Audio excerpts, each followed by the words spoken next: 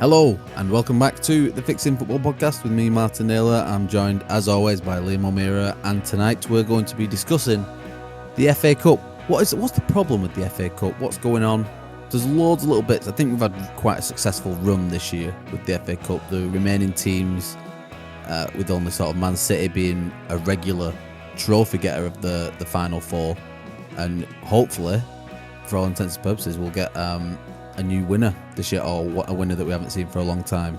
But Liam, first of all, how are you? Very well, Martin, thank you. Very well. You say it always, but I had a week off last week, didn't I? It was a really good one, that last week, Martin. Really, really different podcast. How did you find it? I enjoyed it. Yeah, I enjoyed talking to Jack. It was good. The guys at Intelligence are doing some good stuff, so hopefully we'll be able to catch up with them in the future. Yeah, I feel like we haven't sat down for a while. Said we did a pre-record and then had a week speaking to someone else, so it's been a couple of weeks since we spoke. It has. The pre-record's always a funny one as well, isn't it? Because you're always kind of like, what's going to happen? You know, we say some things on it that may or may not happen. I don't think Bolton have won since we did that pre-record, so... Man City still haven't been charged. Yeah, exactly, yeah. Well, yeah. We should pre-record that one and just react for when it's ready to happen, allegedly.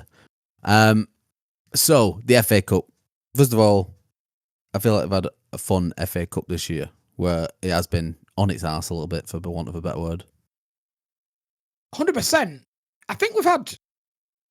It's a bit strange season, isn't it? Because Liverpool have kind of run away from it in the end, but the not demise of Man City, 'cause I think that's too strong a word, because who knows what they're going to be next year. But the fact that Man City aren't this all-conquering beast has kind of opened up. We kind of remembered what football can be again, haven't we? Like that teams, ironically, City the remaining big team in the FA Cup. But Yeah. I think it has sort of opened things up again, and teams are really starting to wake up to the fact there are trophies out there. I think a lot of the time, a lot of teams felt that these kind of trophies were beyond them, but these... Especially Newcastle winning the other week, that'll have lit a fire under teams such as, the remaining teams in this competition. Bournemouth 100%. And Villa, for example, the other teams in and around them, they'll be thinking, yeah, that's what we want. We need that. A Tottenham, for example, need a League Cup or an FA Cup, whoever. They're there to be won. They're absolutely there to be won. And obviously you will need a luck of the draw, but these traditional big six sides, they're there to be beaten. It's not just Man City that haven't been themselves. Pretty much all of them haven't really been themselves this year and can be beaten on the day, particularly away from home. So These teams are taking it seriously. They've got much bigger squads now. I think that's the difference with people talk about the Premier League now and what it looks like, but you look at teams like West Ham, like Crystal Palace, like Fulham, they've got proper strength in depth. So they can really go at this. And if you look even like the Bournemouth team the other day, they're missing quite a few players, but the players they're bringing in, they're fantastic players. So there's a lot of strength in depth lower in the league now.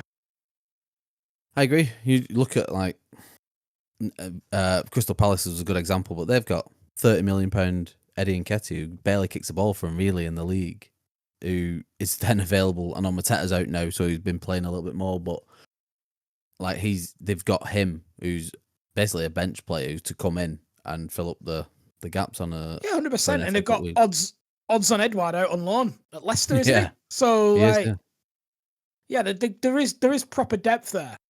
A good example was Newcastle in that final that you mentioned. Anthony Gordon missing out, but then Harvey Barnes is coming in. That's hardly a drop down. That's another fantastic player coming in. Yeah, speak to a lot of Newcastle fans. They want Harvey Barnes in the starting lineup a lot. So yeah, you're totally right. So before I've got a few points to get through, but where does the FA Cup rank for you? We're of a certain generation. We're mid-30s. We've grown up with the glitz and glam of the Premier League and the Champions League. Where does the FA Cup rank for you in terms of a successful season? Depends on the club. Let's not have your Bolton Wanderers hat on. Let's have your... Yeah. Say you're an Arsenal fan. That would be success for Arsenal. 100%. 100%. Because that's becoming a thing for Arsenal. And especially this season, because they were there to be won this season. And as much as the focus, I think, gets diverted to the Premier League with Arsenal, they could have easily won a couple of cups. And they're still in the Champions League, and who knows that, they're not out of that, and Saka's back, so that'll make a difference. But we'll talk a bit more Arsenal later. Yeah, I was going to say let's not go off into Arsenal. Let's say generic top 6 side. Yeah, I think it's an important trophy. Definitely. Look but at the way Man City. Where does it rank? Well, it's the third biggest, isn't it? Would you say go on. The argument from a certain Mr. Wenger a long time ago was that the top 4, finishing in the top 4 in the league, is bigger than the FA Cup in terms of a successful season? It can be. I can see why Mr. Wenger makes that argument. And I think if you asked Aston Villa now, what would they prefer? Not the fan. I think if you asked everyone at the club of Aston Villa what they prefer, they'd prefer to finish in the top 4. Because of that day at Wembley. For that one day at Wembley, you get another season where they're going, beating Bayern Munich at home and stuff like that. It elevates the club in terms of revenue and 100%. Potential. And the thing is, with the revenue coming in, particularly with FFP, it means that you can attract a certain type of player, not just in stature, but in wages, because you're able to put that into your book. So it does elevate a club. So, yeah, top 4/5 is more important, I would say, than the FA Cup. But not to the fans. Not to absolutely. The fans. I agree. And I get why, Wenger would have taken a lot of stick for that. The top 4 is a trophy thing. It's like, obviously it's not, but you just get it. Us finishing in the top 4, going back on Arsenal then, but us finishing in the top 4 for all them years after moving to the Emirates, kept to the floor. Yeah. I think with Wenger, with those comments, he's trying to seek some praise, isn't he? He's after a pat on the head when he said that, because Arsenal were consistently finishing the top 4 at a time where they were really slipping. Big time, almost like a team trying to avoid. It was like a team trying to avoid relegation. It was sort of like that, and I think he was after a little bit of a head pat for it, and it didn't go down well at the time. I remember it didn't. So the FA Cup itself. We're here now with Man City, Crystal Palace, Aston Villa, and Bournemouth in the final 4, which I'm excited about, by the way. I really do hope the 3 do win it. I mean, City would be a get out of jail card a little bit for City in terms of an absolutely shocking season. But, I would really like one of the other teams to go and win it. I agree. But I would say about City is they're scrapping for it.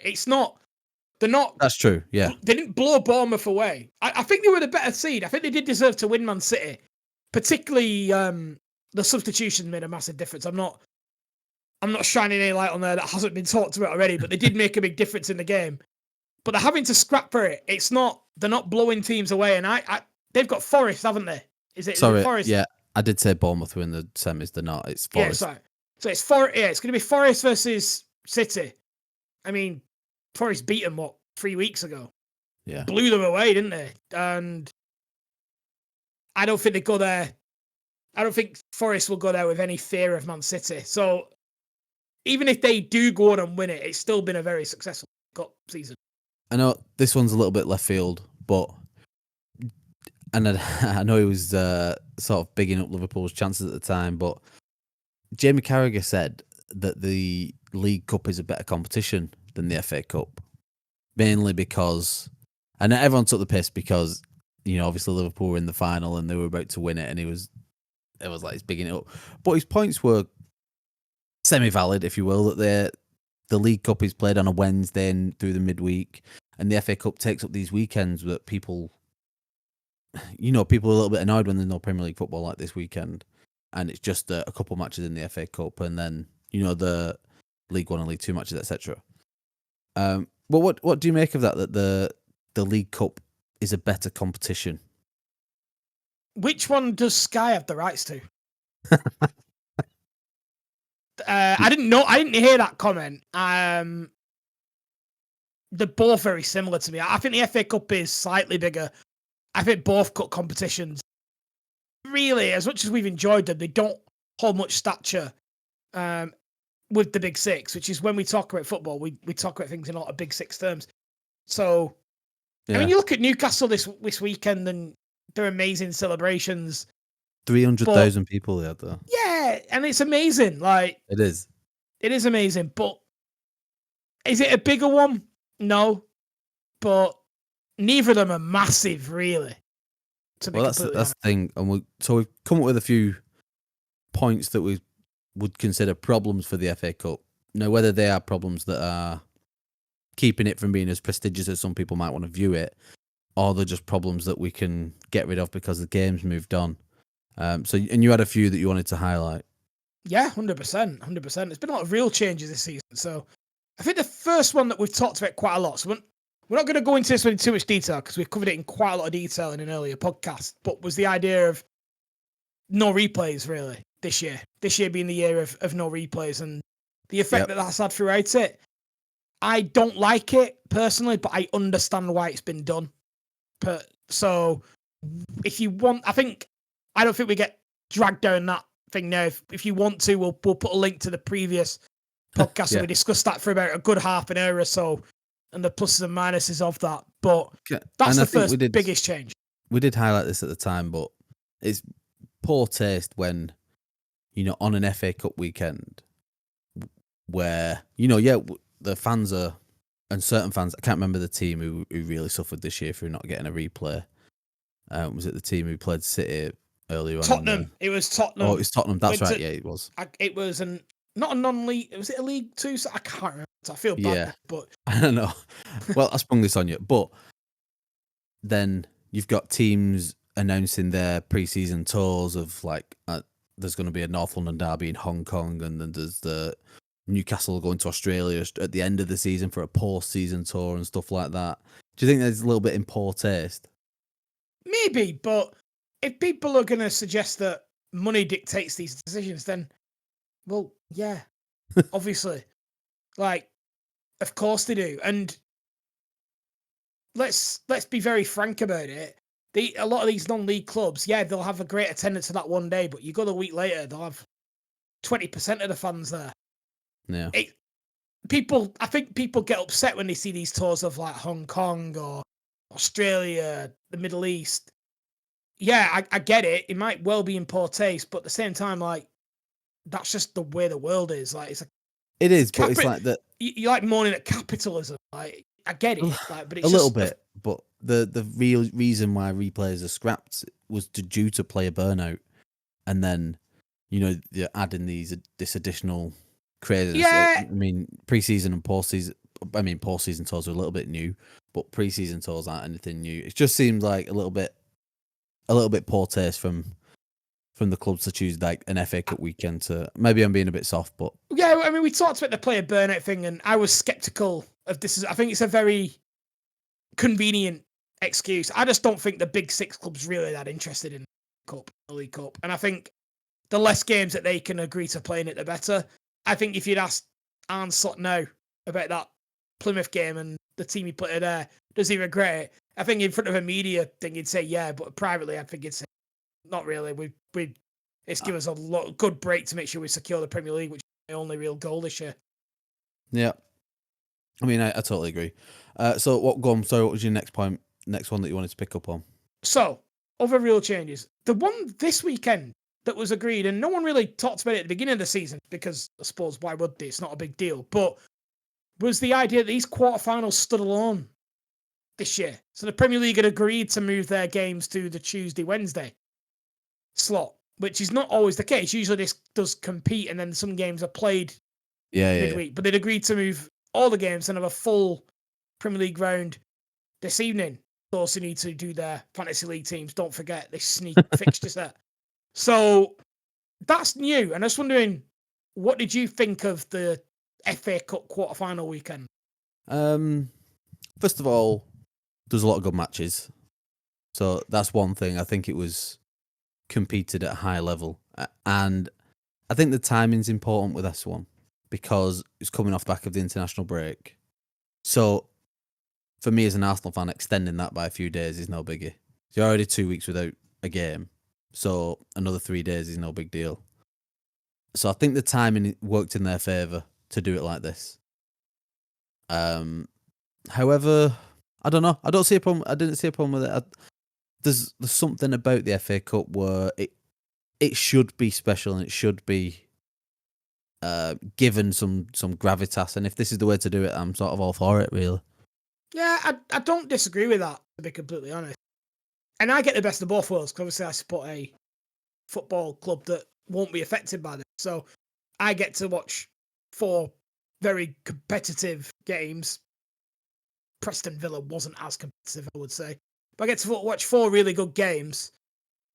And I get to watch my own club. I suppose the only thing I would say is that the Premier League does feel like it belongs on that weekend slot. Like, if we're supporting the FA Cup just for the sake of trying to do it, then I think that's the wrong way around. You should put your better product. But we'd have these FA Cup games anyway, so not a huge deal. But I think it was helped that there were 4 really good games. Yeah, that's true. So your other point, you mentioned Preston then, and there was someone who'd be affected by this one. Oh, good link up there. Yeah, so yeah, it was more of a. I didn't really think about it until I was listening to Talk Sports coverage because I was walking the dog at the time. So I was listening to the build up with Adrian Durham, and they were talking about a lot of the availability of Preston players. So one of the midfielders, can't remember his name, doesn't really matter that much, who's on loan from Aston Villa. So that's number 1, and he's unable to play. So he's cup tied, right? Okay, yeah. No, not cup tied, because he's not played for anyone else. We'll come back to cup tie because that will come up. He can't play against his parent club. That's a loan clause. He can't play against his parent. Ah, right. Okay. A feature of English football and nowhere else, really. Something we do here, but don't really do anywhere. No one really does anywhere else. And it galled at me a little bit with the idea that a minute later they're talking about Asensio playing in the cup game. And he's been signed essentially to play in cup games and make an impact off the bench. He's been probably better than people expected in Asensio, which is weird because he was at Real Madrid and PSG. So why wouldn't he be going to? I know, well settled in. It's settled in well, hasn't he? Yeah. So, yeah, he's going to play, in 10 days' time, 8 days' time, next week when this goes out. So he's going to play against PSG in the Champions League quarterfinal. Yeah. Preston can't play their Aston Villa player in an FA Cup quarterfinal. But the first FA Cup quarterfinal, Preston have been in colour television. You can't play in it. But so that I felt like it put that rule under the spotlight a little bit, and maybe something to consider. The other one, and I know the player's name this time, so it's Ryan Porteous, Scotland defender, who Preston signed from Watford. He's cup tied because he played in the 3rd round for Watford, so he can't. And it just like, and he can't play in the quarterfinal. Yeah, when Watford aren't there. So what's that protecting? Now, I started to think, like, why is this rule still in place? And why is it just accepted as thing? Yeah. And again, I don't think it applies in the Champions League. I think you can play for 2. I think it used to, but it doesn't anymore. Why do we have it now in England? The only thing I could think of was that we've just not changed it from the old. We talked about in the past episode the idea of the old transfer deadline, whether it was in like March or April. Yeah. And you could buy someone who was up in maybe against who's in a fellow quarterfinal. You would go in the bid. I think that would be the only thing I could think of as to why you wouldn't do it. Because other than that, I can't see any reason other than players missing out on games that they should be playing in. Is this what we're fixing here? Because I like this one, that we've been off cup tying in general. Yeah. Not cup tying in general, but also the loan player one that you can't play against your parent club.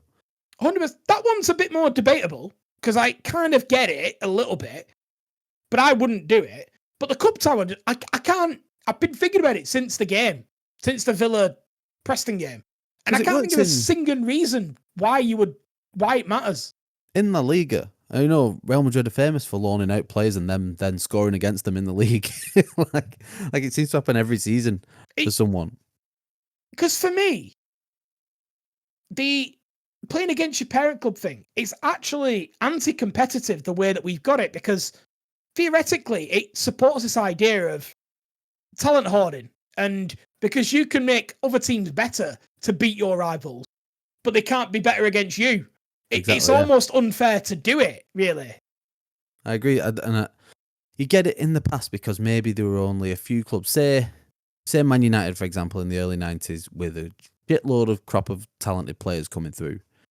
having a massive abundance of young talent who they can then loan out and, trickle throughout the leagues and whatever. Whereas smaller clubs, the Boltons, Blackburns, etc., of whatever, didn't have massive squads, didn't have a lot of youth coming through. Could only benefit and then, like you say, not use them players against Manchester United. So, yeah. It makes sense. And there is rules to stop the amount of loans that you can have in the Premier League between other Premier League clubs. They're quite... Is it 2? It used to be 2. It's 2 from within the Premier League, yeah. And I think it's 5 maximum, max, whatever. So they're already... Yeah, you can only play 5 at once in the squad, innit? 5 in the match day squad at once. It's been a while since I've talked about them rules. So I don't see what that's... Yeah, why not do it either? So I think we might actually be fixing something here. This is a big one. It's been a while since we've come out with a fix that have gone, oh shit, yeah, that's just some old dinosaur rule that we can get rid of. I agree with this. The Champions League seems to be a lot more modern and fast moving in terms of the way they do the rules, and Europe in general seems to be trotting at a quicker pace than. Are you saying English. That the Brexit hasn't delivered us to be taking back control and we're still... Take me back to just pre-Brexit, pre-COVID and life. Just whatever. Here's another one. Here's another thing. Is this an FA Cup one? Yep, it's related to the FA Cup. Something that we had a little bit of a laugh about a few weeks ago when you went out and Mikel Arteta lamenting the different ball. But since then, and we're not touching it, Pep Guardiola said the same thing, hasn't he? That he thinks the ball isn't up to standard. And I had a theory on this. Did you notice that he only said it after we won? He said, now we've won, I can say that, Mikel's right. The ball is shit. But is it because it's a Mitre ball, not an Adidas or a Nike or a brand he would be more familiar with of global name? And is it a little bit of... Because snobbery? Yeah, a little bit of snobbery. The ball come into my head because I was in Decathlon. And they're selling them there for some reason. And I picked up and went, oh, it's the FA Cup ball. And I felt like, do you know what? I felt like a football man. Was it nice and round? Yeah. Yeah, and I can't remember. I mean, it's been a long time since I was playing football. And I'm not a professional. But I didn't really notice too much the difference between one ball and another when I was kicking it consistently. Nah. To the point I would worry about it. We're not in that position. I do remember balls feeling different and stuff like that, so you get spongy ones and ones that flew weird and some that had different textures. Look, it's a poor excuse at the end of the day. I don't know if they might have think... Do you think Pep was looking after his mate there? Maybe there's a little bit of that. But also there's clearly something about this ball. We've seen stuff come up about them in the past. I don't know if there's anything to do with the branding, because I don't know if you've seen that the Premier League's moving away from Nike for the first time next season. It's going to be Puma. Oh. Puma balls. Puma balls. I'm sure this will cause loads of controversy in the first opening weeks of next season. I can't wait for that episode. Yeah, don't know what to say to that, but yeah, fair. I don't know. It's weird that there's just a... For me, I don't know. At this level, is it weird that there's different balls and it's even a thing? Well, I mean, they should there pay be for like the right, some sort of standard? I know, yeah, but they pay for the right. These providers. For it to be that different, if someone paid enough, I imagine they could get all of them. But could play the square one if someone pays enough at this rate. Yeah. I mean, is it still Adidas, the Premier League? Am I right? Oh, it's Nike, isn't it? Sorry, it's Nike, yeah. Adidas. Yeah, it's Nike, yeah. But it'll be moving to Puma. The first time... I can't remember when Nike was introduced. Early 2000s for the ball. Yeah, you see the pictures go around, don't you? These like Instagram type pictures of different balls. Footballs. We said balls a lot, though. Yeah, anything else, Martin, different about the FA Cup this year? Quite a lot, that, to be fair. There is, hopefully, winner. Let's have a different winner for a little bit. Semi-finals still at Wembley. Do we like that before we move on? I don't like that. And here's my one thing that I would like to do, because I thought the Cardiff finals were good for a while. I did enjoy that, and I've always wondered if they wanted to do the semi-finals at a neutral ground. Used to be like Old Trafford and Villa Park, weren't it, were the two semi-final grounds for a bit. There've been others, but they were the ones that were more shoes when we were growing up, I think.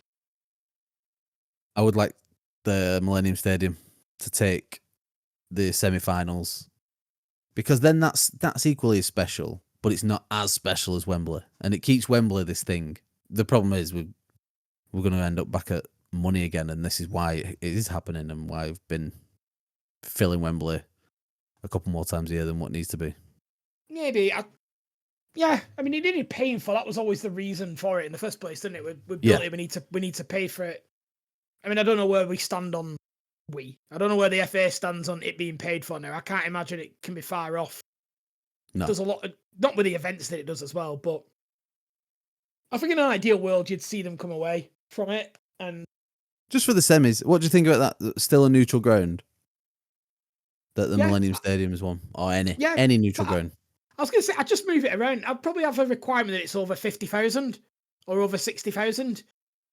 But after that, anyone who bids for it, have it different places. That's a cool idea. I think from the policing perspective, the police know where they stand with Wembley. That's probably where it is, isn't it? Like, we're in a position now where they've got it. And most people listening to this will have been to at least one showpiece game at Wembley where it's half and half fans, and they've kind of got it down to a T, the policing and stuff. Yeah. And you know where you can go before the game and that kind of thing. Even though the last one I was in a pub, I walked past it and I was like, let's just go in there. And they were like, can I go in here? They were like, well, not really. And I was like, come on. Like, anyway, all right then. Like, no bother. The tough sheet south, is that what we call it? But this is it. So we'll see. I think in an ideal world, we'd all like to see it around a little bit. That's good. I like that idea. So we might have a Wembley in the north anyway, Martin, soon. No, that's a different one. I'm sceptical about that, but we'll talk about Man United another time. But let's go back to our big main fix, is players being able to play against parent clubs, whether it be cup tied or... I don't think cup tied should be a thing, and loan players playing against the parent clubs. I'm full for that. So that's our fix. Agreed? Well done. I'm happy with those. We've done well there. Fixed football. Thank you, everyone. We'll see you after this short break.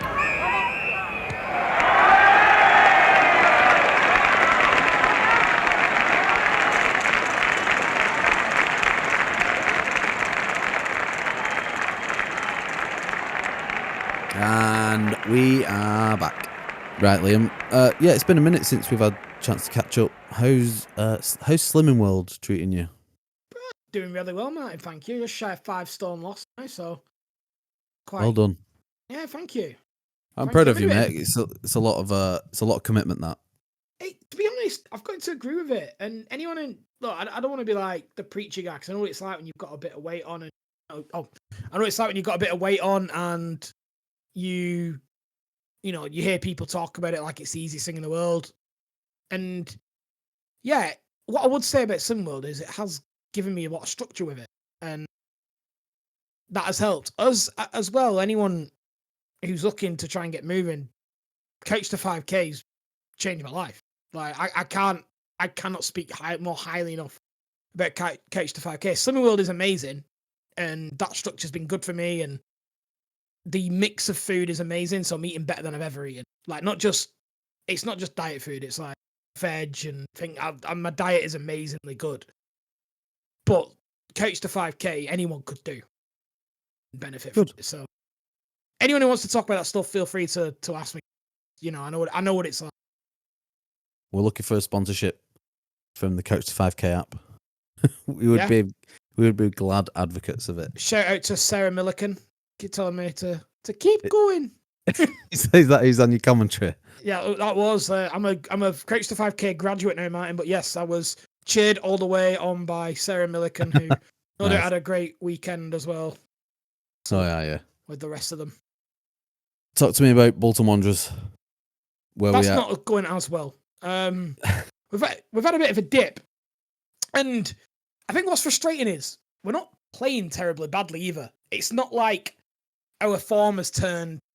We're just finding ways to lose games all of a sudden, and I think it comes down to fundamentally the team just concedes too many goals, and we're always one pass away from conceding from the opposition. I think the second goal against Blackpool kind of shows that we were controlling the game. We were really strong, and then it's one ball over the top and then chipped over the keeper, and you're just like, fuck's sake, like, just sets us back straight thing.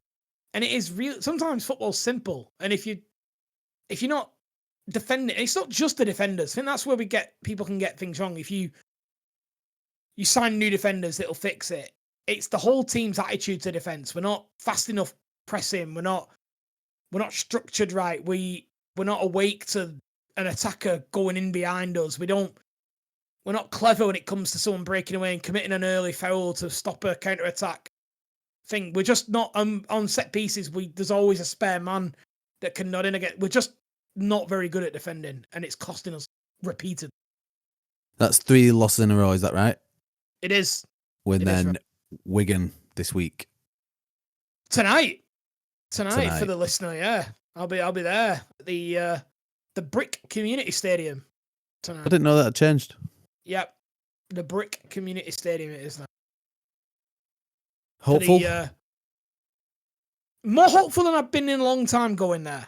Just and it feels weird to say at the back of 3 defeats, but it's going to be famous.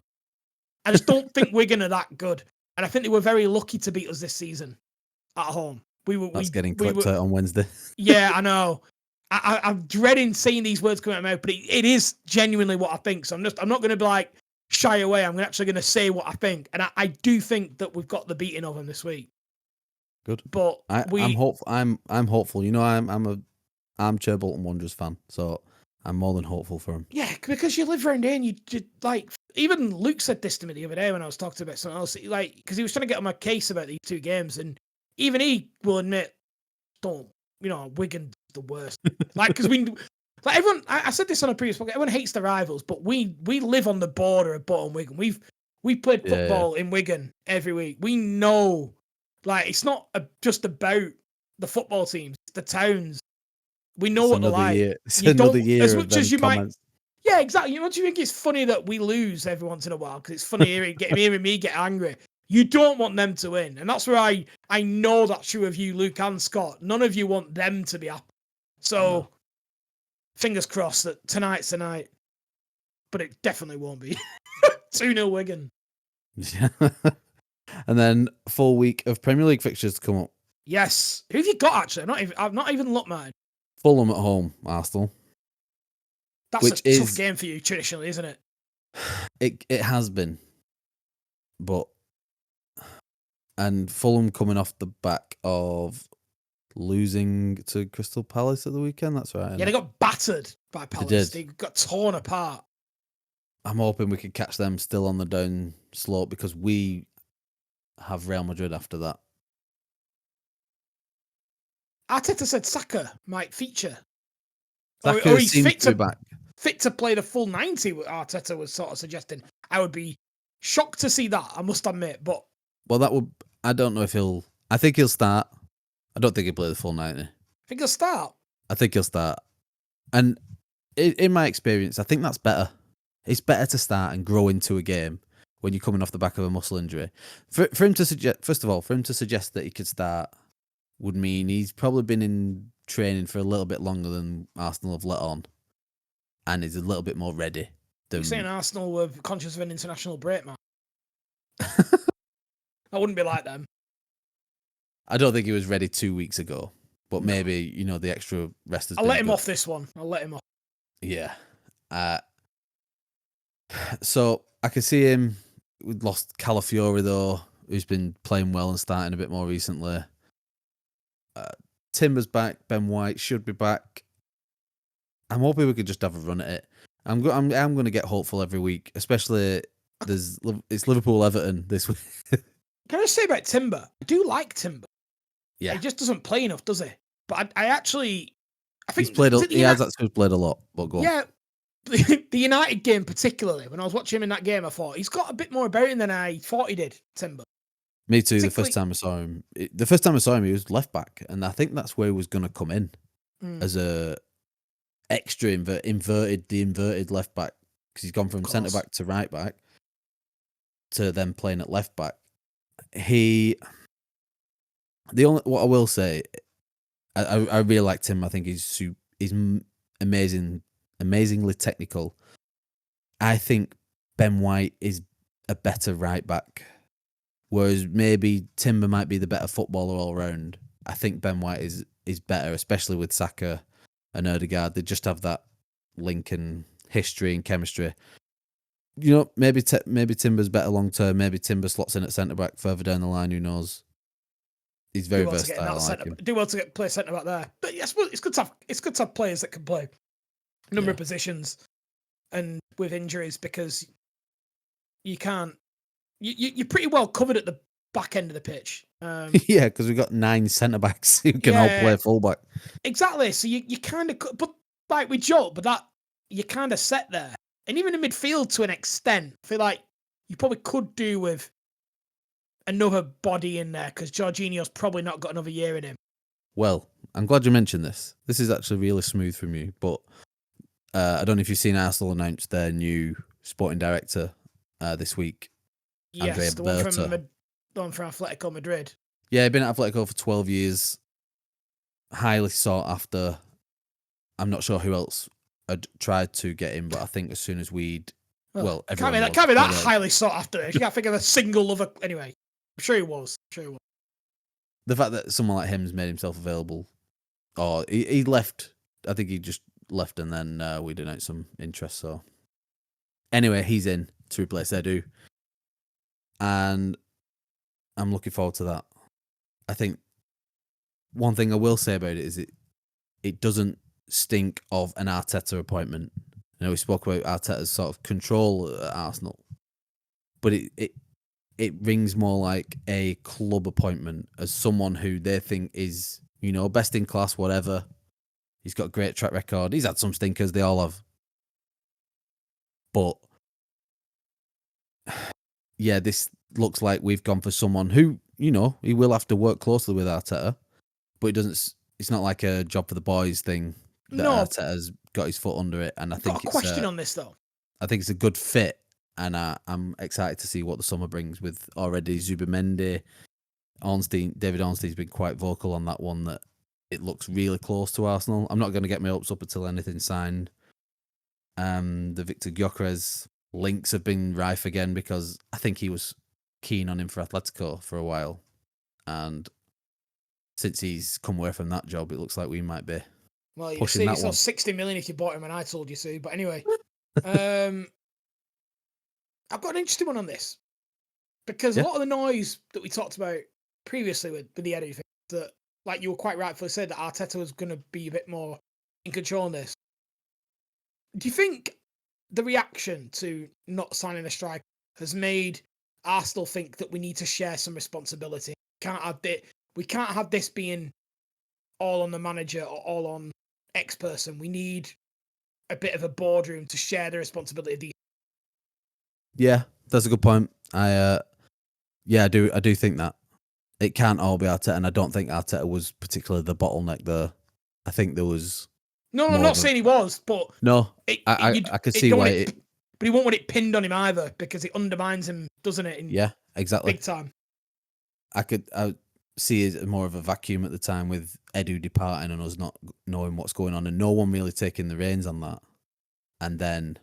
So yeah, I am excited. Yeah, and I agree that it is probably Josh Kroenke acting right, getting someone in. It would have been handy if he was here 6 months ago, but yeah, it doesn't really work like that though, does it? You weren't expecting Eddie to leave, were you? Do you know what I mean? Very especially true. Mid-season. So I don't blame Arsenal for that.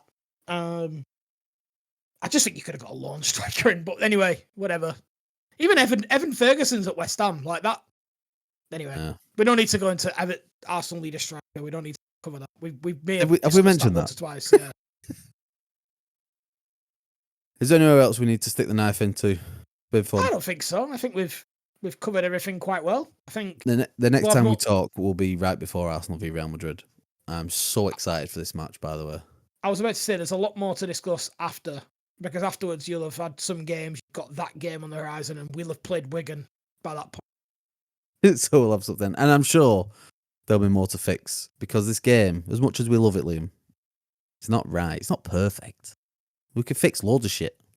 It's definitely not perfect. We've not Right. even talked about referees today, man. Because Arsenal have played. It's funny that, isn't it? It's funny that they've not come up when Arsenal haven't played. That's harsh. To be honest. But also, I'm not even gonna... completely bang on the money as well, isn't it? Yeah, I'm not going to. Not even entered your thinking this weekend, have they? Football hasn't much, to be honest. When I switched on the FA Cup, I was like, oh, this is football and it's not us. I can watch it pain-free without any care in the world. What do you mean, here we go? It's good. We're all good. Let's hope we're Bolton beat. Yeah, fingers crossed. Right, we'll leave it there, mate. Thank you, everyone, for listening. Do not forget to like and share and subscribe and do all that good stuff for us. It really does help us out. If you leave a comment, if you just like a video or share it on YouTube, that'd be fantastic. I've got episode 100 coming up soon, which I'm very excited about. Big family reunion. So yeah, you can find all them details at www.fixingfootballpodcast.com, and we will see you on the next one. Cheers, mate. Bye, Goodbye, everyone. everyone. Farewell.